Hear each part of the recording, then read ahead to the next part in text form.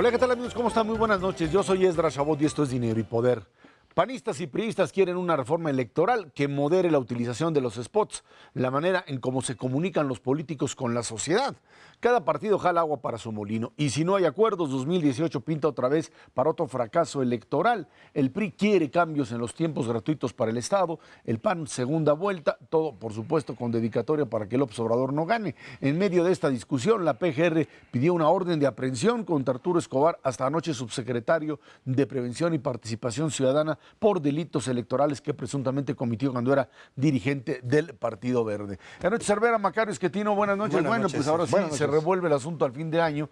El tema de reforma electoral parece que tiene que ver más con esta estrategia diseñada, me parece, de forma mucho más clara por el propio Manlio Fabio Beltrones, que como líder del PRI comienza a mover las aguas, uno para parar lo que pues también por otro lado empezaban a plantear como alternativa una segunda vuelta, la famosa discusión de qué es lo que se quiere, si segunda vuelta o lo que se plantea es un gobierno que tenga mayoría en el Parlamento, en el Congreso en este caso, en la Cámara de Diputados fundamentalmente, y esta es otra vez la discusión. Alguien que dice segunda vuelta no da legitimidad, dicen los priistas, otros que dicen segunda vuelta le garantiza finalmente al presidente que sea electo el hecho de que lo tenga con una mayoría y eso le dé posibilidades de gobernar, Macario.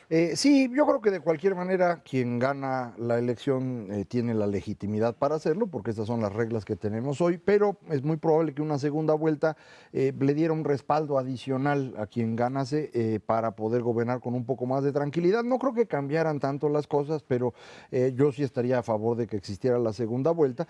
Y creo que lo que tú comentas va en la dirección correcta, a mi forma de ver las cosas. Manlio Fabio está moviendo la discusión del tema de segunda vuelta al tema de los spots. Y está metiendo dentro de la discusión política a un López Obrador con su partido, que para 2016 no tenía ninguna posibilidad de ganar nada, lo está convirtiendo en alguien que en 2016 puede presionar. Y esto es importante porque en una competencia electoral de 4 partidos políticos, con menos se gana.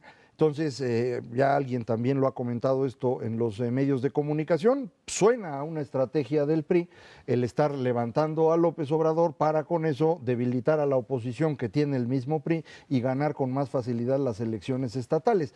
Honestamente, yo no veo realmente posibilidades de López Obrador para 2018. Yo insisto que él tiene su 8 o 9%, eso tuvo en este año su partido, que es él mismo, y eso indicó la encuesta que hizo el periódico El Universal en esta semana, en donde a la pregunta abierta de quién querría usted que gobernara, 8% menciona a López Obrador. Yo creo que eso es lo que él tiene, no tiene más, y creo que lo está inflando artificialmente Manlio Fabio para complicarle la vida a los opositores en 2016. Ahora, el PAN pues viene tarde, la verdad es que yo no sé por qué no peleó esto de la segunda vuelta desde antes. Tuvo 2 sexenios para esto. Clarísimamente. Y sin embargo, pues la mantuvo ahí como una reforma de estas grandotas que nunca cuajó. Y ahora la hace literalmente con vehemencia. Yo no estoy de acuerdo que la segunda vuelta literalmente lleve cantado quién va a ganar. Eso, pues la verdad es que si uno analiza las elecciones hacia atrás, pues quién sabe. La verdad es que cuando ganó Fox, quién sabe los votos del tercer lugar para quién se hubieran ido. Cárdenas en ese momento se irían a la Bastida o a él. Exactamente. En la otra los votos de Madrazo se hubieran ido para López Obrador, o Felipe Calderón. Pero quién sabe, la ¿no? verdad es que no lo sabemos de manera anticipada. Seguramente empezará a haber encuestas para ver cómo se perfila este tercer partido en discordia o cuarto. Como se menciona aquí, para ver cómo se perfilaría una vuelta de esa naturaleza. El que no está claro todavía es la posición del propio PRD. El PRD ha dicho que está dispuesto a discutirlo, pero que pues para ellos es importantísimo que se sigan manteniendo estas mayorías dentro del Congreso y cómo se respetarían. Y al mismo tiempo el PRI, que bueno, ya se atreve a discutirlo, dice, a ver, si le vamos a entrar, quitemos una muy buena cantidad de plurinominales en la Cámara de Diputados y todos los plurinominales senadores, y entonces sí podemos ver cómo se van conformando las alianzas. Ahora, el problema radica también aquí en que lo que se está pidiendo a cambio de entrar en esta negociación es el concepto de gobernabilidad, es decir, decía Maldio, ¿por qué no en lugar de segunda vuelta obligamos a que debe tener mayoría el propio presidente en el Congreso, que es un modelo parlamentario y genera otro tipo de expectativas, pero es decir, bueno, ¿por qué no hacemos que el que gane necesariamente tenga esta mayoría y entonces tiene que negociar con los distintos grupos y eso es lo que le da legitimidad? Cada quien pues tiene su temor a lo que pueda suceder en el proceso electoral y los priistas por supuesto contentos porque su capacidad negociadora, pues ahí está el Pacto por México, nadie se lo hubiera imaginado que esto podía funcionar así, no funcionó en los 12 años de panismo donde los priistas dijeron no, los perredistas también dijeron que no y nunca pudieron avanzar. Ahora, aquí además se va Malio por el otro tema, el tema de la espotización. De que si López Obrador está aprovechando un vacío legal para salir, finalmente la propaganda de los partidos pues es lo que ellos quieren poner. A mí me parece que seguir en esta lógica prohibicionista de esto no entra y lo otro no entra y lo tercero no entra, lo único que te hace además, uno es volver muy rígida la propia campaña, estos spots brutales que nadie aguantaba durante este año en la campaña, y segundo, generar un mercado paralelo, que es lo que parecería no quieren entender, que si tú le cierras todos los caminos es como si dejas de vender dólares por parte de Banco de México y entonces se te aparece un mercado negro en el otro lado. Lo mismo sucede aquí, en donde medios de comunicación pues otra vez entran en el rollo de los maletines y pues ahí está la historia del propio... De las gacetillas. De las gacetillas, sí, de a ver quién es quién y el juego del dinero en efectivo que circula, que nunca es depositado y que de alguna manera termina por dañar, no solo dañar el proceso electoral en términos de lo que se sabe que se está gastando, no puedes saber ahí qué es lo que se está gastando, ni quién está dando ese dinero, no lo puedes rastrear, es muy difícil que lo rastreen, a menos que establezcan verdaderamente controles que sean efectivos y que disminuyan al mínimo la necesidad de establecer restricciones. Sí, que sean sobre el efectivo también, ¿no? Sí. Porque ahí es donde se nos van las cosas. Yo creo que si le aplicaran la ley de lavado de dinero a los políticos estaríamos avanzando significativamente. Si le aplicáramos cualquier ley a los políticos, eso nos ayudaría, claro. La reforma de 2007 fue una reforma que rompió la tendencia que traía México de hacer las cosas más libres para empezar a cerrar. Y creo que no fue una buena idea, creo que los resultados muestran que no fue una buena idea. Y continuar con este camino de estar cerrando huequitos va a acabar siempre mal. Entonces yo coincidiría contigo en eso. De hecho, pienso que preferiría que no hubiera reforma a que sigan poniendo estos candados que nada más complican. Ya no le muevan. Y que nos esperáramos, sí, a lo mejor después de 2018, una reforma que nos regrese a la tendencia de liberalización, en donde yo coincidiría que quiten a los de representación proporcional del Senado, que ahí no deberían existir. En diputados yo sí discutiría que debe haber de representación pero proporcional. un número menor. No lo sé, yo no estoy no convencido. En muchos países todos son representación proporcional, como es el caso de España, por ejemplo. Entonces valdría la pena que fuera así. Digo, eso se puede discutir, pero que fuéramos por un camino de más apertura. Eso yo creo que sería importante y ahorita no les veo ese ánimo aperturista, sino al revés, de querer cerrar. A los economistas nos gusta extrapolar lo que ha sucedido en el pasado para tratar de predecir qué puede pasar. Por eso no le atinan, pero bueno. Por eso no le atinamos absolutamente nada, pero híjole, lo que hemos visto en términos de las reformas electorales y la golpiza que se ha llevado el INE, yo estaría de acuerdo. Mejor ya no le muevan porque vamos a acabar con un INE totalmente desfalcado, débil, frente a un contexto muy complicado si es que verdaderamente se da una segunda vuelta. Hay que recordar que finalmente al INE se le adjudicaron pues mucho más atribuciones. Ahora tiene que controlar las elecciones en los estados. Viene el tema Colima, que va a ser un verdadero relajo ahí interno también por lo que existió. Existieron delitos electorales que ahora tienen que de alguna manera pues, procesarse y al mismo tiempo tienes que llevar a cabo una elección en donde tú, INE, te conviertes en el que controla. Y yo sí creo que en el tema de la spotización tendría que haber algún tipo de modificación para 2018, porque una elección en México en el 2018, con las cantidades de dinero sucio que pueden manejarse y no hay capacidad de detectarlo, lo que decía Macario de lavado de dinero, el SAT tiene que entrar directamente o manejar una unidad que que pueda pues seguir este tipo de recursos, porque crimen organizado, lavado de dinero de otro tipo, sectores empresariales que como no pueden comprar directamente ningún tipo de publicidad política en radio y televisión, pues lo que hacen es pues meter dinero, utilizar ese dinero en comprar otro tipo de cosas, ¿sí? E incluso pues llegar a los medios a tratar de influir por la vía del dinero en efectivo. Ahí está, y creo que ese es un elemento que si no se toma de aquí al 2018 nos vamos a entrar en esa problemática. Y algo más, yo creo que si esto se queda así y no tenemos ningún tipo de reforma interna, vamos a ver, creo que la clave de la disputa PRI-PAN-Morena, la clave será qué hace el PRD. Si el Partido de la Revolución Democrática tiene un candidato, independientemente de López Obrador, si no se suma a López Obrador, pues ese PRD jugará fundamentalmente el papel no de ganar la elección, sino de evitar que López Obrador triunfe en la elección. Yo sigo insistiendo que el actor político que no están viendo y que es relevante es Movimiento Ciudadano. En la elección de 2015, Andrés Manuel, que solía tener 30% de los votos en las presidenciales, sacó 9%. Eso para mí no es ningún triunfo. En cambio, Movimiento Ciudadano, que solía tener 2% del voto, se fue a 7%. Eso sí es un triunfo.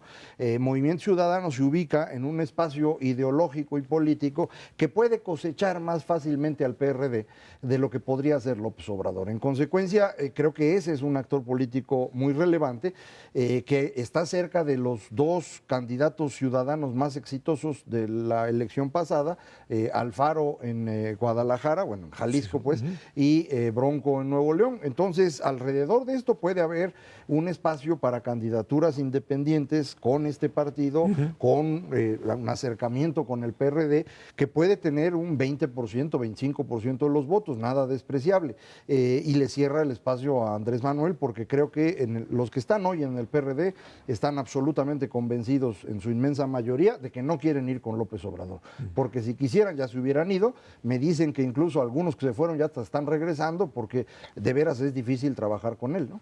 Y por si las cosas no fueran lo suficientemente mal para el PRD, tenían un candidato natural para la presidencia, Miguel Ángel Mancera, que en los últimos 3 años se ha venido debilitando de una manera brutal frente a la opinión pública en el Distrito Federal y muy probablemente pues, siga en ese nivel de desconocimiento generalizado en otras partes de la República.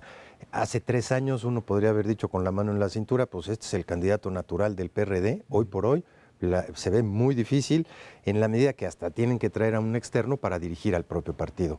Pues tendrán que traer a un externo que también cumplía con esa condición, Miguel Ángel Mancera, para candidatura a la presidencia de la República. Y otro elemento que va a haber que considerar es que antes de llegar al 2018, uno diría, pues es lógico, hay que pasar por el 2016, en donde tienes 12 elecciones. 12 más Colima. Más Colima, que ya se convidó, ahora sí es el número 13, y que allí pues vas a ver bien cómo se las juegan, cómo se las gastan cada uno de los partidos, cuál es el resultado final.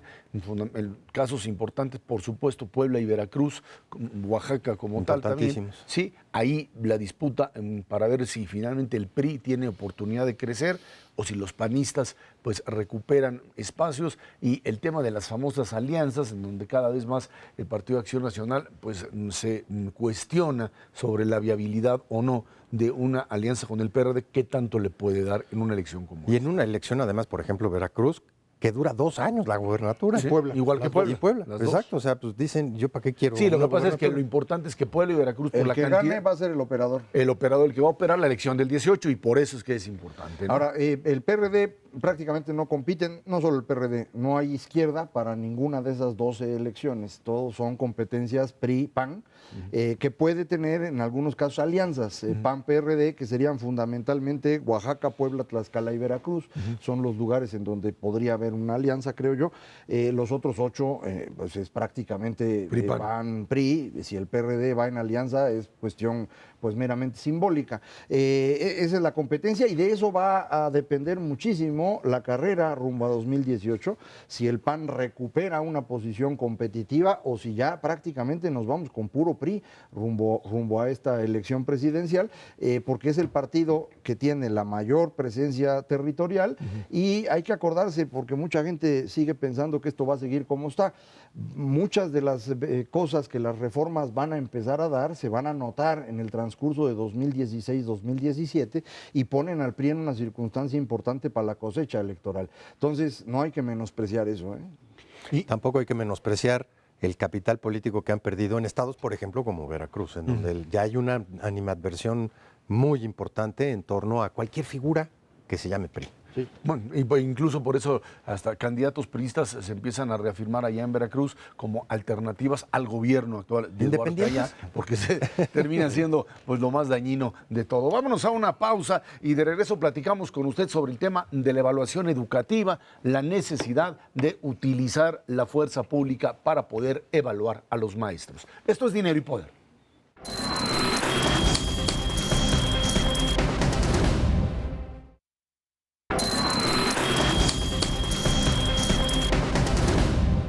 Y este fin de semana será la prueba de fuego para la Secretaría de Educación Pública en la aplicación de la reforma educativa. En medio del rechazo contra la evaluación docente por parte de la coordinadora, pues de todas formas esta se va a aplicar, la evaluación en Oaxaca, frente a esta amenaza de boicotearla. Queda claro que frente a lo ocurrido en Michoacán la semana pasada, en donde pues no es que se haya logrado una evaluación general, pero por primera vez al menos se presentaron maestros. Hay quien habla del 35%, el gobierno maneja otras cifras, pero bueno, el hecho es que se pudo instrumentar la primera fase de la reforma en Michoacán. Oaxaca es, por supuesto, el otro elemento, ya de Guerrero ni hablamos, porque ahí el asunto está todavía mucho más complicado, pero de lo que se trata no es de utilizar a la fuerza pública como un instrumento para ir a buscar y golpear, es simplemente presentar esta posición de fuerza para garantizar que la evaluación se produzca. Evaluación, insistimos,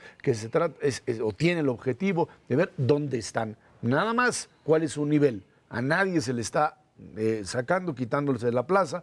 Lo que sucede es que sabemos muy bien que hay una buena cantidad de aquellos que están o que tienen plaza que no son maestros, que son activistas políticos, que son militantes y que, pues por supuesto, saben bien que ni en la primera, ni en la segunda, ni en la tercera evaluación van a poder quedarse con la plaza y van a terminar fuera. Mientras esto sucede, siguen manifestaciones de otros que quieren que le sigan dando la plaza vitalicia porque pues ese es su instrumento para poder funcionar. No, definitivamente sí hay un derecho fundamental de los maestros que quieren tomar el examen y que la autoridad está obligada a defender ese derecho. Si quieren ir y tomar el examen y participar en esta reforma educativa, lo pueden hacer y lo deben de hacer y el Estado debe de proteger ese derecho.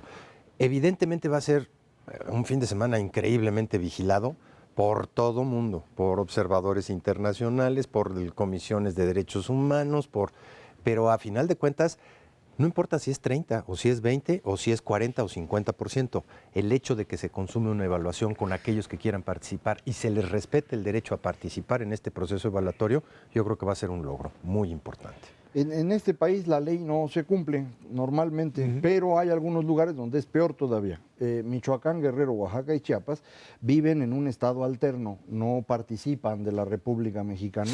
Ellos están siendo gobernados por grupos de poder, no todos por el mismo tipo de grupo de poder, pero en todos los casos ocurre.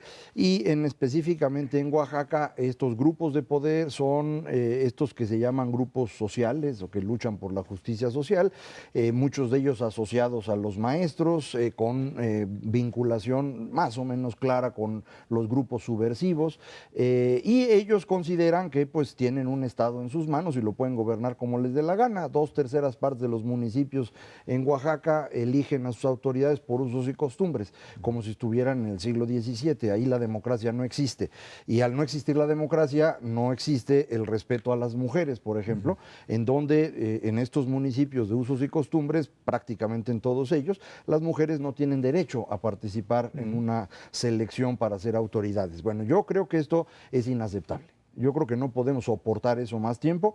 Está bien el cuento famoso de que esa es la tradición mexicana y que ahí están los indígenas y estamos luchando por mantener un pasado. Eso es un cuento. Y yo creo que necesitamos empezar a trabajar todos en la misma dirección, y en ese sentido la reforma educativa es un ariete que nos va a permitir empezar a transformar esos estados en algo que pueda ser útil hacia adelante. Lo que no debemos olvidar es que ahí viven muchos millones de mexicanos que están siendo abusados por parte de estos grupos. Eso es precisamente lo que va a hacer el Estado mexicano, defender a estas personas. Una gran cantidad de maestros en Oaxaca sin duda quisieran tener acceso a una carrera magisterial que les pague más, a que se les den más opciones, y no las tienen porque están subordinados al grupo que controla a la sección 22. De eso los quiere defender el Estado mexicano a través de la Policía Federal.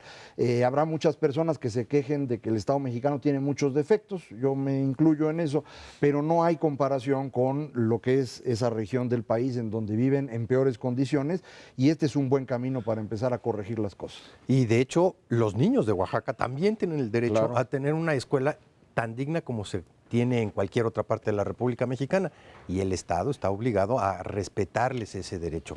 Y cuando digo que va a ser vigilancia, va a ser para los dos lados, porque todos los medios van a estar ahí viendo qué va a hacer la coordinadora, al igual que qué van a hacer pues, los 10,000 efectivos que van a cuidar esta evaluación, que sin duda alguna esperemos que no sea el caso, pero puede sacar pues, grandes polvorines. Macario tocó el tema de los usos y costumbres, y creo que es un elemento fundamental para entender qué es lo que sucede en estas regiones, en donde comunidades indígenas, de alguna manera, y incluso otro tipo de grupos que están cercanos a ellos y que son controlados, terminan viviendo en uno que sería un modelo extralegal. O sea, en una situación en donde los temas de derechos humanos, los temas de igualdad ante la ley no proceden, y se les da una carta de legitimidad bajo el principio de que se tratan, pues de eso, de grupos que tienen que estar aislados de la propia cultura occidental moderna, porque esta los puede corromper. Es un poco el sentimiento de culpa de aquellos que pues llegaron a la modernidad y les destruyeron pues parte de lo que era su propia forma de vida. Aquí el problema es que este tipo de autonomía de estas comunidades lo que termina generando internamente son modelos de pobreza permanente, de los cuales no tienen posibilidad de salir. Recuerdo una frase de un líder rarámuri que decía: queremos seguir siendo lo que somos, pero no queremos seguir estando como estamos. Entonces, es esta necesidad de encontrar un mecanismo para incorporar a esa gente a modelos de vida decorosos, por llamarlo de alguna manera, y que puedan seguir garantizando y teniendo costumbres que se pueden aplicar o que sean válidas en función de que se ciñan a la ley. De lo contrario, estaríamos hablando pues de esta realidad en donde derechos de niños y de mujeres fundamentalmente terminan siendo violados en nombre de una superioridad cultural indígena, lo que resulta totalmente inaceptable. Es inaceptable, sin lugar a dudas. Esta es la forma como se construyó históricamente nuestro país. Había desde la colonia una república de indios y una república de españoles, en la lógica de que había que proteger a los indígenas de los otros, y esto es una posición paternalista que yo entiendo la idea de proteger o la preocupación porque no se abuse unos de otros, pero lo que hace es mantener permanentemente en la infancia a estos grupos, no les permite desarrollarse. La solución de la modernidad a esta petición del líder Rarámuri es muy sencilla, y es que ellos puedan opinar y decidan qué quieren. Y si van a opinar, entonces todos tienen que ser tratados como si fuesen iguales. Y hasta las mujeres. Y esto significa democracia. Entonces, eso no es lo que tiene. Pero esto implicaría que los grupos que hoy controlan esas regiones van a perder sus privilegios. Y eso es lo que están defendiendo. No nos hagamos tarugos. Ellos nos dicen que le están defendiendo a los indígenas. No, están defendiendo sus propios privilegios. Eso es de caciques de Guerrero, de caciques de Chiapas, y lo mismo en Oaxaca. Entonces, yo sí creo que hay que empezar a romper esto y hay que discutirlo en serio. Yo entiendo que haya una gran cantidad de personas en México que siguen defendiendo esto porque es lo que aprendieron en sus libros de texto y con estos mismos maestros. Bueno, ya estuvo, ¿no? Vamos discutiéndolo en serio. El peligro que se corre de mantener el status quo no es que esta brecha se mantenga. Con las reformas estructurales, una muy buena parte de México va a crecer muchísimo los siguientes años. Y estas regiones se van a quedar estancadas y la brecha entre lo que es el sur de México, estos estados, la región donde no se produce prácticamente nada incorporado a la modernidad, vis a vis el resto de la economía mexicana, va a ser creciente y va a ser explosiva. Y en ese contexto tenemos que ir mucho más allá de solamente defender pues, el Estado de Derecho. Se empieza por ahí, pero si hay que meterle una cantidad de dinero en infraestructura a esos 3 estados, cuando menos, para cerrar un poquito la brecha o para mantenerla igual. Porque de lo contrario se va a abrir explosivamente. Sí, pero tú no puedes seguirle metiendo dinero a esos estados mientras en las condiciones como están actualmente, porque eso es lo que han hecho. Chiapas, ¿cuánto ha recibido en los últimos, desde el levantamiento zapatista en el año 93, 94, ¿sí? Tienes un crecimiento exponencial de un presupuesto que termina quién sabe en dónde, pero las condiciones de pobreza y de miseria fabulosas donde no circula nadie. Bueno, aprovechando por eso la acusación al Partido Verde. En la elección de este año, allá en Chiapas aparecieron 500,000 de votos de la nada, gobernado por el Partido Verde, y gracias a eso el PRI más el Verde tienen la posición que tienen en la Cámara. Entonces, no nada más se va en carreteras, también se va en la compra de votos y en la invención de cosas. En todo lo demás. Sí.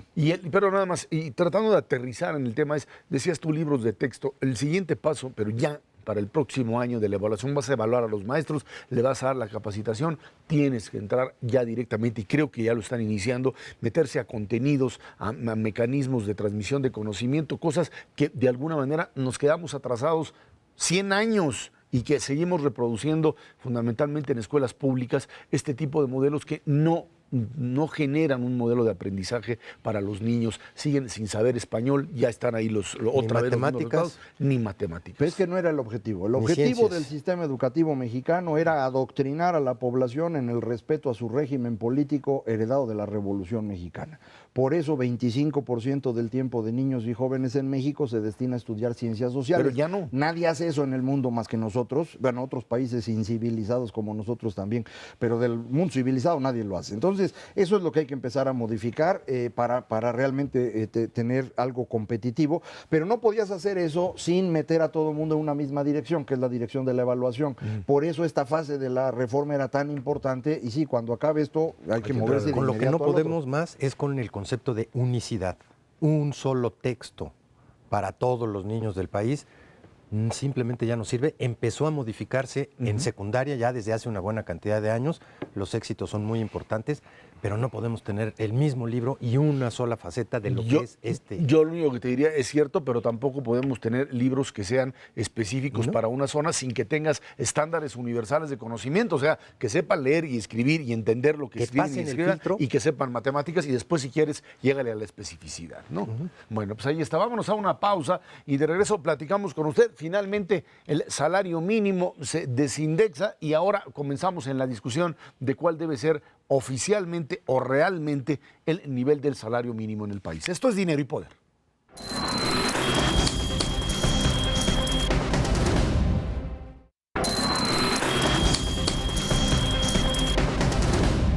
El Congreso de la Unión aprobó la desindexación del salario mínimo, lo que significa que ya no será una medida para aplicar multas o pago de obligaciones. En su lugar, se establece la creación de la unidad de medida y actualización, que será utilizada como unidad de cuenta. O sea, finalmente hay que recordar que el salario mínimo dejó de ser salario mínimo o de funcionar como tal por ahí de los años 80, cuando comenzó la inflación brutal, 81, 82. Vienen las devaluaciones, la inflación hasta el 150%. Esto hasta pues por ahí del año 89-90 con el famoso pacto, otro pacto que era, sí, el pacto de solidaridad económica, y entonces consiguen bajar inflación, etcétera. En ese periodo... El original, porque había otro que era el PESE, el pacto de crecimiento. El de estabilidad y crecimiento económico. Después. Pero bueno, durante toda la década de los 80 se pulverizó el salario, se hizo pedazos con la inflación, todo esto, incluso aquellos que eran jubilados y pensionados en esas épocas, que pues era la gran apuesta a la estabilidad, sus pensiones se hicieron pedazos, como se hizo pedazos el salario. Y a partir de ese entonces, pues se utilizó el propio salario mínimo para pues contar multas, pago de distintas cosas, medir créditos del Infonavit. Eso, ese tipo de... Unidad de medida. El tema del salario mínimo pues, queda a un lado. La discusión aquí es subir el salario mínimo, desindexarlo es algo correcto, es regresarlo a su origen de lo que era, en lo que tendría que recibir una persona sí, para pues vivir decorosamente. Se supone que era el salario mínimo era para eso, y a partir de ello, pues suponer que todas las modificaciones que se hagan o aumentar el salario mínimo implicaba tener mejores condiciones de vida. Hay quien dice, países que ya llegaron a ese nivel de estabilización, el problema es que cuando subes los salarios mínimos te aumenta el desempleo, porque ahí sí tiene un efecto real, o simple y sencillamente el aumento del salario mínimo sin ligarlo a productividad te genera inflación.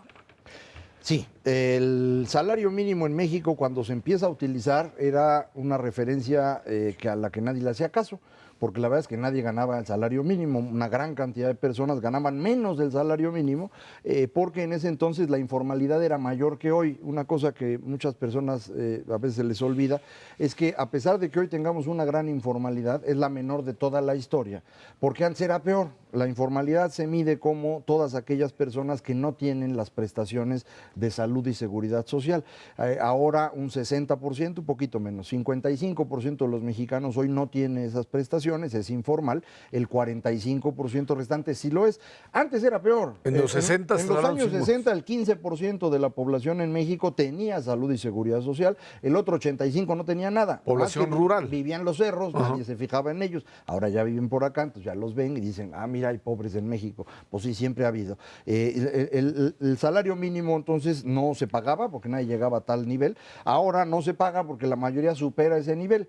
Dentro del Seguro Social, que tiene más o menos 18 millones de afiliados, menos de 500,000, alrededor de 500,000, reciben entre 1 y 2 salarios mínimos. La mitad de esos son personas que están pagando el seguro facultativo que se llama, es decir, están pagando el mínimo posible nada más para mantener el seguro hasta que les llegue su edad de jubilación, es lo que están esperando. Entonces son como 200,000 personas en México que están en el seguro social y que tienen un salario mínimo. Es probable que haya a lo mejor 1 millón de mexicanos que están ganando un salario mínimo en otros sistemas de salud y seguridad social, especialmente los de los estados y municipios, no el ISSSTE, que en el ISSSTE casi todo el mundo está arriba de 2 salarios mínimos también, ¿no? Entonces, ¿a quién afectaría mover ahorita el salario mínimo? Pues afectaría a este pequeño grupo, nada más. No implica necesariamente este aumento en el salario mínimo que todos los demás la demanda de sindicatos contractuales, decir, bueno, pues ahora... Yo creo que depende mucho cómo se haga. Yo lo que he sugerido desde hace mucho y nadie me pela es, olvidemos eso, cambiémosle de nombre y pongámoslo en el doble. 150 pesos diarios en lugar de 70. Eso se puede hacer, no afecta más que a 200,000, 300,000 personas en México, que es cosa de ver cómo se administra el proceso, pero todos los demás estarían en mejor condición. Todos los demás que ganan un salario mínimo o menos están en la informalidad. Para ellos, salario mínimo, no salario mínimo, pero es irrelevante. Por eso, pero si es irrelevante, ¿para qué lo haces? O sea, no tiene absolutamente ningún sentido cuando tienes 15 millones de mexicanos de población económicamente activa que están en el sector informal de a de veras. O sea, sí. Tienes aproximadamente otros 15 millones que están en el Seguro Social. Más o menos. Son 30. Y eso te deja 25 millones de mexicanos que son autoempleados. Entonces, ¿para qué estableces un salario mínimo para el que se emplea a sí mismo, el que es un profesionista independiente o el que es un vendedor? No tiene absolutamente ningún sentido. Tiene sentido el salario mínimo cuando efectivamente hay las condiciones de mercado para que se establezca en la economía formal. Hoy por hoy no existen esas condiciones en nuestro país. Fue un contador durante muchísimo tiempo, pero la verdad es que la propia encuesta ingreso-gasto de los hogares que publica cada 2 años el INEGI, ni siquiera, ya no quieren ni hacer las cuentas en múltiplos de salarios mínimos, ya es cuál es tu ingreso monetario y sobre esa base se deciden sobre las líneas que decide y que define el Coneval, esas a las que haces referencia, Ezra, de bienestar mínimo, en términos alimentarios y bienestar mínimo para cubrir otras necesidades. Esas son las 2 líneas y ya que el mercado, para que pueda efectivamente reflejar la productividad en los sectores específicos en donde se puede medir, refleje las condiciones salariales. Olvidémonos de los mínimos, ya pasaron a la historia. La inmensa mayoría de los mexicanos gana entre 2 y 5 salarios mínimos. Ahí está concentrada la... Si tú decretas el aumento del salario mínimo a 80 pesos... No se va a mover eso. No se va a mover. Es decir, eso es lo que están recibiendo porque eso es lo que funciona para las empresas. Si tú los quieres forzar a que les paguen más, bueno, en algunos casos se va a poder, en otros no, y donde no se pueda se volverán informales y el mercado lo irá resolviendo. Así es como funciona esto. supuesto. Ahora, incluso personas que están en el sector informal, la mayoría está rondando los 2 salarios mínimos. Pongo ejemplos, los que están en peor condición, sin lugar a dudas, son los que viven en el campo de autoconsumo, que en la mayor parte del mundo no se llaman informales. Nosotros sí, INEGI los califica así. Son 6,5 millones de mexicanos que su ingreso es 1/3 del salario mínimo. Si subes el salario mínimo, va a seguir siendo los mismos 700 pesos lo que ellos reciben, porque no depende del salario mínimo.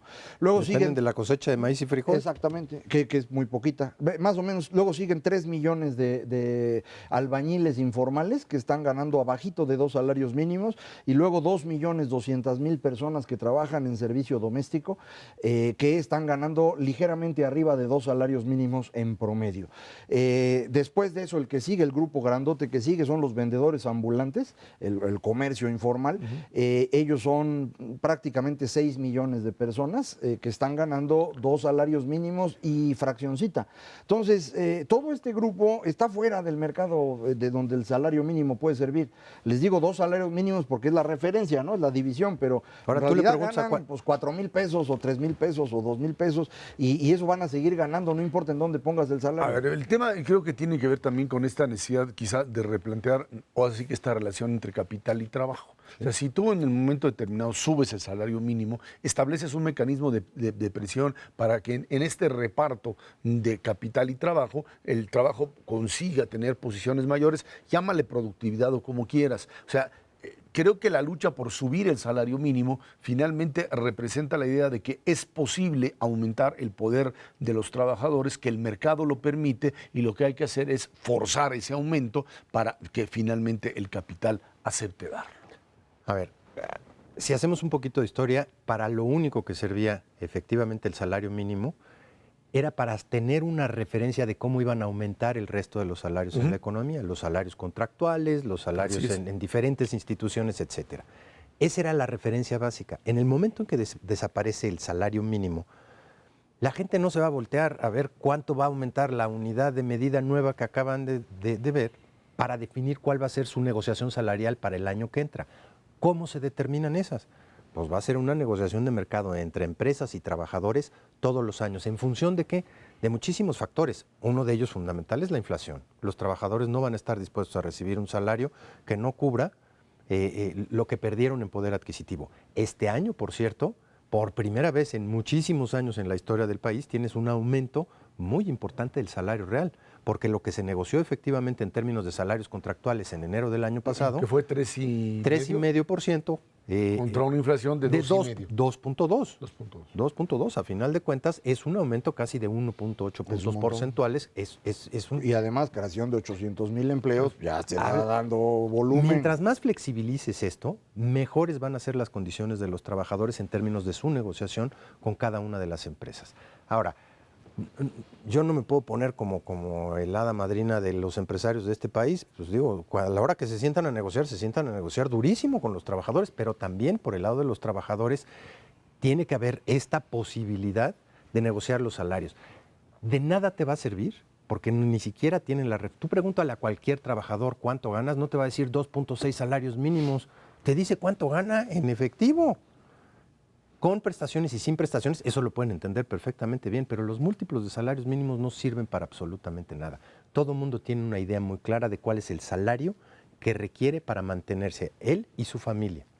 Eso no hay ninguna duda. Y si las condiciones de mercado son amplísimas, aquí Macario nos acaba de decir diferentes estratos y cuánto ganan en promedio. Te puedes ir hacia los siguientes estratos y puedes ver cuánto están ganando los ingenieros de la industria automotriz o los mecánicos o los técnicos, y son estratos completamente diferentes que responden a la condición específica del sector en donde trabajan y la región en la que trabajan. Un mismo salario para una misma posición específica, categoría ocupacional, para una misma empresa, no va a ganar lo mismo si vive en Puebla, que si vive en Campeche, que si vive en los Altos de Jalisco.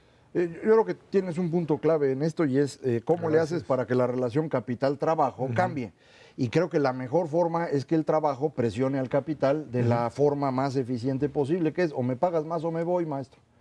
Eso es lo que no pueden hacer hoy. Bueno, pero ese es el problema. Si tú tienes una cantidad muy importante de mexicanos que no se puede mover a otro trabajo porque no tiene calificaciones o habilidades o actitud para ello, estás perdido. Y si tú se te ocurre subir el salario mínimo, lo que va a pasar es que todos ellos te van a ir a la informalidad, especialmente en un país donde la ley no se cumple, como es este. Entonces, dadas esas circunstancias, yo creo que lo que habría que hacer es trabajar con la gente para dotarla de esas habilidades para poderse mover y decir, yo no estoy dispuesto a trabajar aquí. Se han ido 10 millones de mexicanos a Estados Unidos, claro que se pueden mover. Entonces, bueno, pues que lo hagan aquí mismo. Vámonos a una pausa y de regreso platicamos con usted. Argentina, el gran cambio político y la situación difícil a nivel económico. Esto es Dinero y Poder.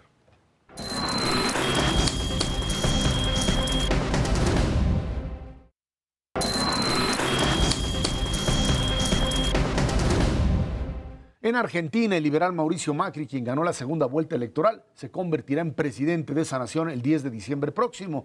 Bueno, pues ganó con una ajustada diferencia de poco más de 700,000 votos, menos de 3 puntos. Con el voto dividido y con el país a la mitad, el panorama económico de Argentina es todavía peor. Bueno, pues gana Mauricio Macri en una competencia muy cerrada. Finalmente, otra vez, el famoso bloque peronista, que es un fenómeno, creo que es único, o sea, en ningún otro lugar puedes ver este tipo de movimientos populistas que giran de derecha a izquierda y se mantienen en el poder. A ver, Macario. Claro que puedes verlo aquí. No, pero espérame, renacen a partir otra vez de la identificación con el liderazgo de Perón y entra absolutamente todo. Yo sé que vas a decir que el PRI hizo más o menos lo mismo, sin embargo, allá la diferencia en el modelo peronista es que todo se basaba en la figura, digamos, lo que pudo haber sido en México Lázaro Cárdenas, que no lo fue, finalmente, dependiendo del tipo de presidente, Cárdenas revivía o no. Aquí lo que hicieron durante mucho tiempo fue, en nombre de la figura de Perón, gobernar o desgobernar un país muy rico, con altos niveles de educación, pero que de alguna manera cada vez que existe esta posibilidad real de mantener crecimiento económico, lo hunden y después del fracaso del kirchnerismo o de la segunda parte, más que nada, la presidencia de Cristina Fernández, pues los llevan prácticamente a la bancarrota. A ver, sí, peronismo y cardenismo son algo muy parecido. Sí. La gran diferencia es que Cárdenas fue un estadista, creo yo, de mayor visión y construyó un sistema en el cual el presidente asumía todo el poder y lo perdía seis años después, mientras que allá sí se convirtió, como prácticamente todos los demás regímenes corporativos del mundo, en una dictadura personal que Perón no pudo mantener mucho tiempo, pero su figura se mantuvo. Aquí nos pasa como allá, acá tienes tú cardenistas desde la extrema izquierda de López Obrador hasta buena parte del PRI, siguen siendo muy cardenistas, ahí van el discurso, poco a poco transformándose, mientras que allá esto se mantuvo más tiempo. Sí lograron acabar con Argentina, es decir, era un país rico, ya no lo es, era un país muy educado, ya no lo es, el sistema educativo argentino es peor que el mexicano, aunque usted no lo crea. En los exámenes internacionales, ellos quedan por debajo de nosotros. El único caso latinoamericano superior a México, sin duda, es Chile. Todos los demás están abajo. Uruguay es el que está más cerquita de nosotros. Pero entonces, sí, medio han destruido ese país. Creo que se cansó la gente, sobre todo porque los últimos 2 años han sido muy malos en materia económica, como lo fueron también en Brasil, por la caída de ventas a China, que era lo que los mantenía. Y además en Argentina se fue complicando mucho, la escasez de dólares obligó a la señora Kirchner a hacer cosas muy raras, de controlar el Banco Central, controlar a yacimientos petrolíferos fiscales, que es la petrolera de allá. Luego tuvieron que bloquear el uso de dólares, la gente no puede importar, por ejemplo, como nosotros que compramos cosas sin problema con tarjeta de crédito fuera del país, ellos no lo pueden hacer. Y esto pues eventualmente llevó a esta derrota. Ernesto, una pregunta clara. Cuando se habla de Argentina se dice era el país, o es, todavía hay algunos que lo afirman, mayor productor de granos, de alimentos, que sería el país que apostando a materias primas pudiese crecer. Y alguien me decía, pues algo como lo que sucedió o le sucede a Nueva Zelanda, y cuando uno se pone a averiguar, resulta que Nueva Zelanda ya hizo a un lado todo lo que sería, no lo hizo a un lado, sino que ya tiene una influencia menor todo lo que es la producción de granos y alimentos y están por productos de valor agregado. Parecería ser que también esa gran apuesta tanto de Brasil como de Argentina en la materia prima y no en el valor agregado es aquello que en el momento en que se te desploma, digo, también se te pueden desplomar los otros productos, pero tienes una más capacidad de defensa. En el momento en que estos precios de materias primas y alimentos se caen, se te acaba el país. En palabras de La Puente, es un fracaso tototote. Es una apuesta fallida desde hace un muy buen rato.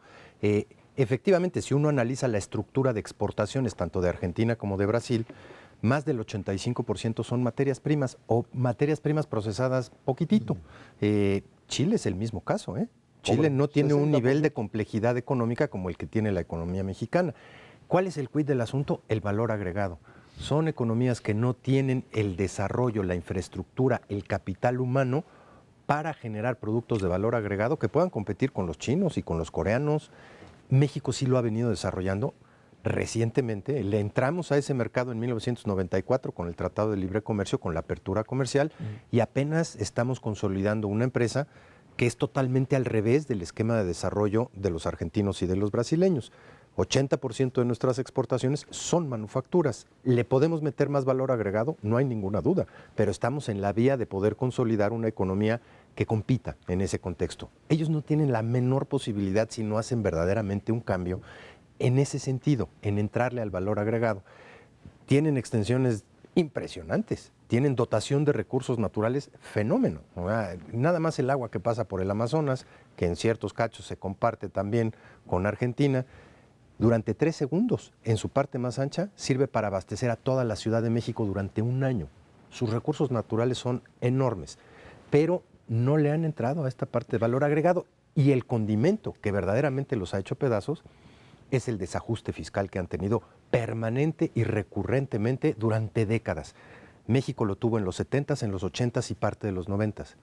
Y ahí nos apretamos el cinturón y llevamos 25 años sin un déficit fiscal desbocado, sin un déficit con el exterior desbocado y sin un sobreendeudamiento del sector privado. Ellos es de a tiro por viaje.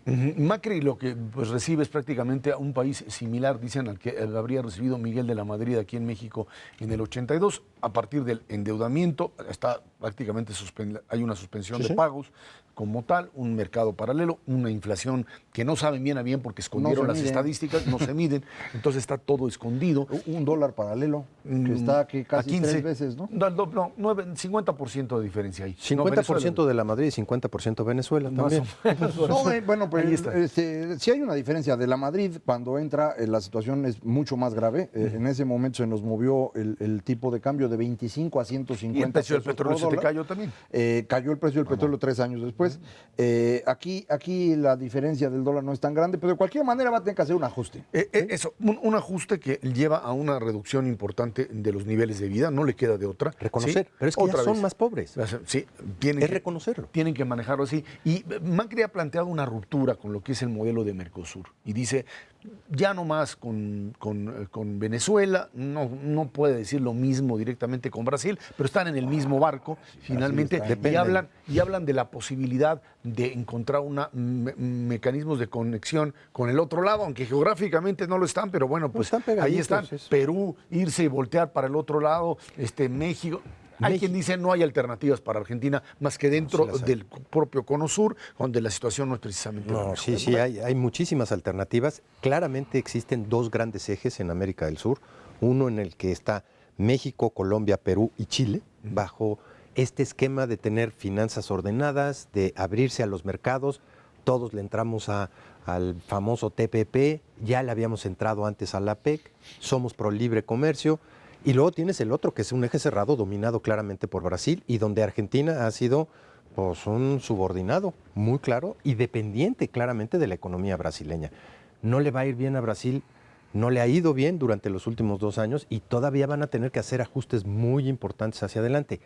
Pero claramente se puede dar un viraje de política, especialmente en materia económica, si deciden irse hacia el otro lado. Capital humano tienen, y mucho. Pero hay un importante. problema bien serio y es el problema ideológico.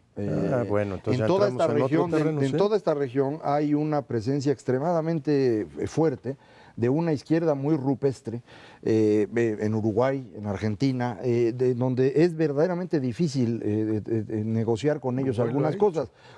No, Uruguay pues, está en el pasado, maestro, son 3 millones y por eso no se mueren de hambre y porque viven del dinero que no han podido meter en Argentina los argentinos y lo tienen en Uruguay. En cuanto Macri modifique esto, el año que entra Uruguay va a estar en una tragedia. Pero bueno, Macri tiene un problema y es que es millonario, man.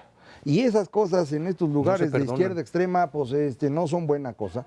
Esa es la razón por la cual no lo querían. Los insultos a Macri después de las elecciones han sido muy duros. Entonces, creo que sí está polarizada la sociedad de una manera poco manejable. Si no logra ponerse de acuerdo con algún sector menos troglodita de los peronistas, porque no tiene mayoría en la Cámara. Se le va a complicar muchísimo. Él viene de ser, como decía yo, hijo de un multimillonario. Fue muy conocido por ser el presidente del Boca Juniors. Así. Un tiempo gobernador fue de la provincia de Buenos gobernador Aires. de la Más ciudad, años. no del Buenos Aires ampliado. Vamos a ver si eso sirve. Esto puede pues, darle muchas esperanzas a Decio de María o a alguno de los encargados del fútbol mexicano que pueden competir. Es lo único que nos falta aquí para terminar de nada. Macario Schettino, Ernesto Saavedra, muchísimas gracias. Gracias a usted que nos ve y nos escucha aquí todos los jueves en Dinero y Poder. Estamos en la radio Noticias MBS en el 102.5 del FM de lunes a viernes de 5 a 7 de la noche. Por nuestra parte, muchas gracias y muy buenas noches.